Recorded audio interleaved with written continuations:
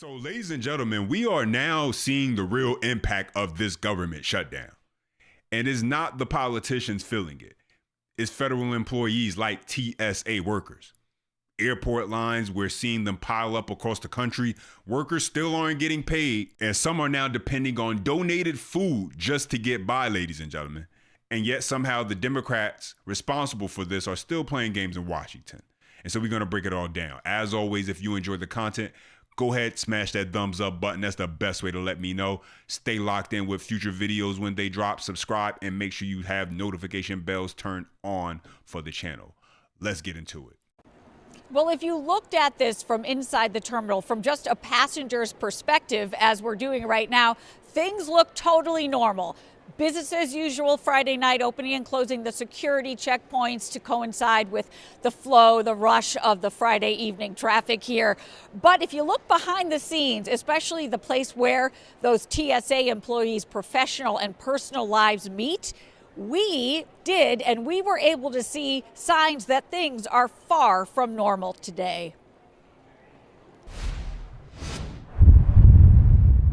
At shift change on Friday at BWI, we watched many TSA officers walk to their cars carrying boxes of donated food from the Anne Arundel County Food Bank that we had watched volunteers pack and prepare the day before. 600 boxes of canned chicken, peanut butter, and pasta for BWI's 600 TSA officers, officials said, distributed on Friday when Baltimore's TSOs got paid nothing, $0 paychecks for 2 weeks of work. Wow. This is a bad sequel, ladies and gentlemen. A bad sequel with the same storyline of Democrats showing how little they actually care about the American people. My only worry with this whole thing, whenever, the same way with the last shutdown, is that it'll have an effect on the economy, just like it did last time, is that it will have an effect on perspective as far as the Trump administration and the job they're doing, just like they did last time. And ultimately, it will accomplish the job that Democrats are looking for, which is, let's create as much chaos around the Trump administration as possible, however we can. That way we increase our odds of regaining at least power within the House, if not both the House and the Senate, come November. Because when people who clock in and clock out to go in and do their job, pay their taxes, they're forced to actually have to depend on food donations, federal employees, while Congress gets to go home and relax for the weekend. It shows the disconnect and really just how little they actually care. But let's continue. Critical agencies like FEMA and TSA that are unfunded, experiencing significant staff shortages, and that's why travelers around the country have felt already the unfortunate effects. This weekend, airports reporting record wait times. All of that is because of the Democrat shutdown. If you missed a wedding or a funeral, you're worried about missing your flight for spring break this week, you have Democrats to blame. The Republicans have done our job. And Democrats are also to blame for the tens of thousands of TSA agents who continue to show up to work despite not having their paychecks. Those are hardworking people. They got families. They got bills to pay. They have real, regular lives, mouths to feed. And they protect our skies and they ensure our airports are functional, and yet Democrats are blocking their paychecks. And here's the big question. Why are they doing it? Why would they do that? They know all these things are happening. Why would they do it? It's very simple. They keep showing us over and over. Why is FEMA unable to process new grant applications for natural disasters? Why are our airports so congested and unreliable? Why is our homeland so vulnerable to threats? The answer is simple, because Democrats have made the conscious political decision, crazy as it is, by word and by deed, to protect criminal illegal aliens over hardworking American citizens. This situation is showing us that Democrats are willing to punish their constituents rather than actually debate, rather than actually fight for reform where it should be done, which is on the House floor, within the Senate. Do it in Congress. But they don't want to do that right now. No, they rather use the American people, use the situation, use it as leverage, hoping that they can inflict enough pain where it will force Republicans to cave and just give them everything and whatever they want. It's not about negotiations. You can do that within Congress. It's not even about doing what they actually say they want to do, which is hold ICE accountable. ICE is funded. Democrats are actually willing to admit that. Let's keep it going. Millions of spring break travelers are on the move, hacking airports, all while funding for the Department of Homeland Security is halted, and 60,000 TSA workers are receiving their first $0 paycheck. I have 3 kids, a wife who depend on me to go to work, and they depend on me to feed them, to take care of them. It's a growing crisis. Denver Airport now asking travelers to donate food and gas cards. Food pantries opening up from JFK to Seattle. I do plan on coming to work as long as I can. If I can't come to work, then I can guarantee you there's a lot of other people that are not going to be able to make it. Since the shutdown, more than 300 TSA workers have quit, and call-outs have more than doubled. This after chaotic scenes and long lines like these in Houston, New Orleans, and Atlanta. And this morning, the TSA exclusively sharing this video with GMA, now being played in airports nationwide, warning passengers about longer than average wait times and staffing shortages due to the shutdown. This comes as the TSA acting deputy administrator tells us they've seen a rise in attacks on officers. We've seen increases in assaults on our TSA officers, which is always completely unacceptable. And so we just ask our passengers to please be respectful, thank them, because they're doing an incredibly difficult job under incredibly difficult circumstances. In the same way before, where it took a few Democrats to finally say, enough is enough. We just got to reopen the government.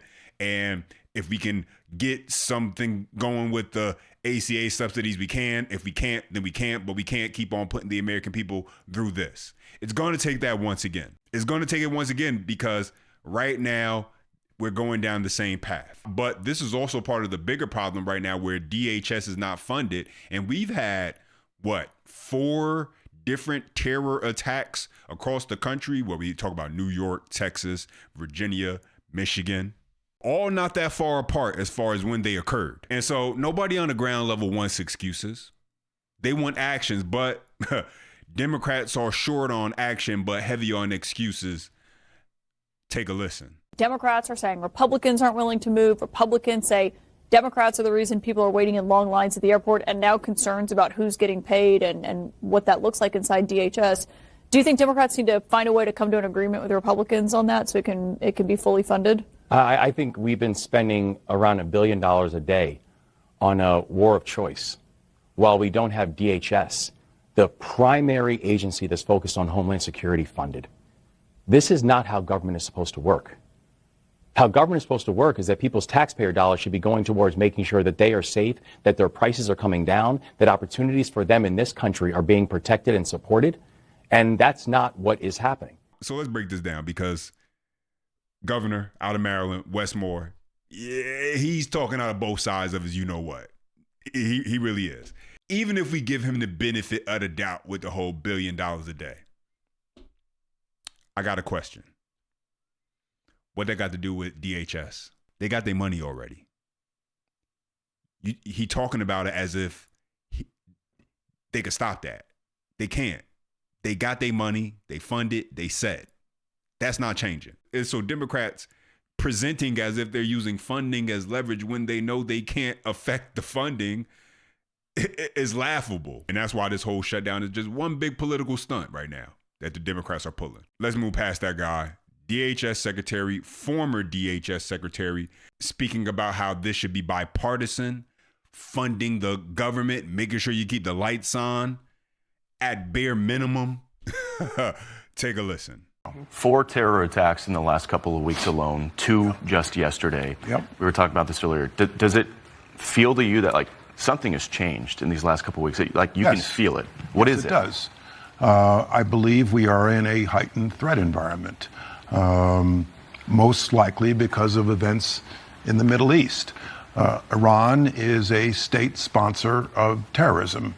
We can decapitate the leadership there, but that does not decapitate the ability to be a state sponsor of terrorists. It does not decapitate the ability to inspire acts of terrorism, including acts of terrorism here in the homeland. And so, bottom line to all of this, we need to fund, Congress needs to fund the department that exists to ensure Homeland Security. DHS is more than just immigration enforcement. It's more than what Americans saw, Border Patrol, ICE, in Minneapolis. It's aviation security, it's maritime security, it's port security, it's cyber security, it's the Secret Service, it's FEMA. It's a whole host of missions to keep Americans safe. And TSOs work paycheck to paycheck when they're getting paid.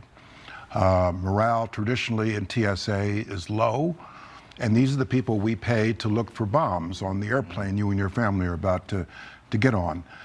DHS has been unfunded now for a month.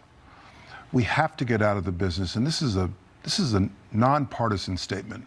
Republicans and Democrats have to get out of the business of coupling policy disagreements in Congress with funding government agencies. The most basic task of a member of Congress is to keep the lights on and pay the bills. And if we can't even do that in Congress, then Americans justifiably should be very upset with Washington all around. Yeah, and so you seen and heard that. And this had me thinking that all these protests we've been seeing going on, whether it's been Minneapolis, New York, across the country, we've been seeing these protests going on, protesting ICE, protesting Iran, protesting Maduro, protesting whatever the flavor of the day. Where are all of the protests now when you have tax-paying citizens who are being forced to, because they have no other options, either quit, leave their job, or receive donations from food banks just in order to make sure their family got some food to eat? Where are all the protests for that? I mean, at least saying, hey, reopen the government, some type of uproar. We're not even seeing that. But we know that without hesitation, we'll see them out there protesting if it's about illegals being able to remain in this country. Yeah, but let's get into this, because now you got Democrats who are coming out. And so let me bring this up. And so now we got Democrats coming out. Let's get into this one right here. This was Democrat Senator Elisa Slotkin, who voted to shut down DHS and knows ICE is already funded, admits Democrats need to reopen DHS at a time when terrorists want to attack our country. So DHS should be funded. But let's hear what she got to say. Take a listen. The Department of Homeland Security is not fully funded right now. Do you fear that leaves us less prepared for incidents like these than we should be? Yeah, I would just say the department, because they are essential workers, they have been, at work. Certainly in Michigan, we have a ton of DHS folks, CBP, and so they are on the call and they are doing their jobs. Certainly, we need to fund the Department of Homeland Security, and we need, in my view, to cut away all the conversation on ICE, which is its own conversation, from all the core missions of the Department of Homeland Security. But they're essential. They're on the job. They're working today. Wow. And so now she's changing her tune, but it's just interesting as you listen to these people who they have no problem with playing with people's lives who are affected. No problem at all. But let's get into one more, because this one was from the governor of Michigan. Obviously, she was going to have something to say following the attack that took place recently. And so let's get into this, where she says we must lower the rhetoric following Thursday's attack on a Jewish synagogue outside of Detroit. Let's check this out. Take a listen. We must lower the rhetoric in this state and in this country, especially at this moment where we've seen such a rise in anti-Semitism and more attacks on the Jewish community. We must keep each other close. This community is on the edge, very understandably. We've seen a rise in attacks, especially over the last decade, especially over the last 10 months. And so it is important for us to stand up, to stand against it, and to thank the people who showed up to support the community, but also call out where we see acts of anti-Semitism, where we see threats, where we see something, how important it is to say something, and to recognize that each of us has a responsibility. People like the person that attacked this community yesterday get fomented by rhetoric that they see online and that they see on television and they hear on the radio. It radicalizes people and it endangers our fellow Michiganders. I mean, I thought it was Trump's fault. I thought Trump and Republicans were to blame for everything. That's if you let Democrats, if you let Chuck Schumer, Hakeem Jeffries, Ilhan Omar, all the Democrat leaders, whenever they get in front of a camera, whenever they have an opportunity to speak to media, it's Trump's fault. But now it's online. Now it's what they're hearing on TV that's radicalizing.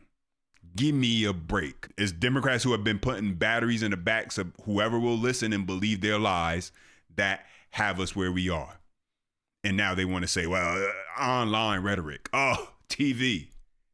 Yeah, but those are my thoughts on the update. Now let me hear from you. As always, smash that thumbs up button. That's the best way to let me know you enjoy the content. Subscribe to stay locked in with future videos.